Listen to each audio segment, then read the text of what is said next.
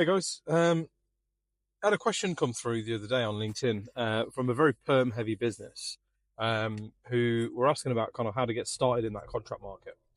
And I thought it was a really interesting point because if you look at the stats, actually, yes, there are kind of 40,000 recruitment agencies in the UK. The majority of those agencies are actually perm businesses, perm heavy. A lot of the invoice financing guys that I speak to and partner with would kind of verify that fact too, right? Um, and so we got sort of talking and stuff, and there was stuff that I would kind of consider the basics that um, unfortunately these guys just didn't know about, or this particular person didn't know about, and I kind of built that out, and actually turns out a lot of people don't know about it. So, um, getting your contract desk started is the purpose of this short video. So if you're looking to build out a contracting desk, and now this is contracting, not high volume temp, right? Two very different things.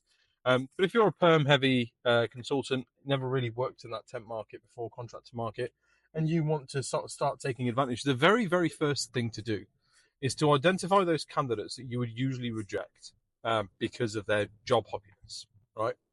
They're your contractors. They're the ones who have contracted historically. Get on the phone to them and talk to them. Find out where where they contracted previously. You can see it on the CV, but just verify that they were contract positions and make a note of those businesses. Those businesses hire contractors. So what you're then doing is building up a business development list, right?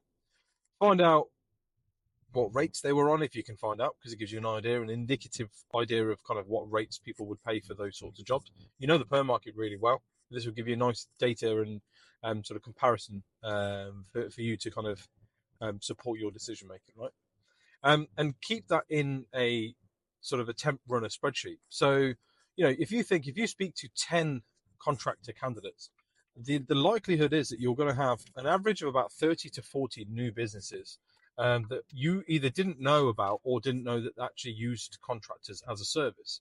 And therefore, you can start kind of building that out. Then there's the obvious stuff, right? So you can start asking for reference points and so on and so forth.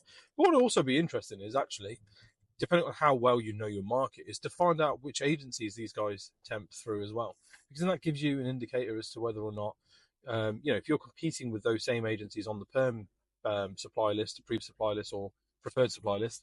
If you're competing with those agencies already, then you know that they supply both perm and temp. So that conversation is a lot easier with your existing client base. So yeah, that's my kind of very quick, short advice. You're looking to start a contracting desk, and you're looking to start a sort of move away from a perm heavy business into a more contractor heavy business. 100% what you need to be doing is building out that database of who temps, where they temp, and what businesses hire. We used to call it an X report. Some people call it a working temp report. Some people call it, I've heard it called all sorts of things, but yeah, call it whatever you want. But that should be your temp Bible. Good luck. Let me know how you get on.